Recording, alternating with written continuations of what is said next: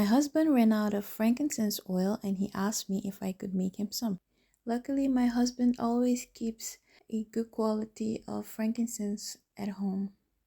I start by crushing the frankincense resins in a mortar until it's finely grounded. This process is a little bit tedious, but you want it as fine as possible, so take your time. Since this is a raisin, you will have some gummy bits in between, but that's fine. When you warm it up, it will all melt. Always keep your workspace clean and disinfected. The next ingredient I need is olive oil. Since I didn't have olive oil readily at home, I took a quick trip to Italy, gathered some olives, sun-dried them, and made some olive oil. I didn't have specific measurements for this oil, so I just eyeballed it even though I'm using my scale just to look professional. I didn't add too much of my frankincense because a little can go a long way.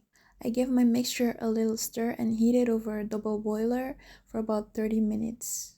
Next, I'm using a piece of cotton pantyhose. It's a new one to strain my oil. Since I'm going to be touching the oil to squeeze it out, I'm using a glove for sanitary purposes. If you have a cheesecloth or something else that you can use to strain it, go ahead and use that, but this is what I had at home. I'm using an old glass bottle to store my oil because the glass bottle is better than plastic ones.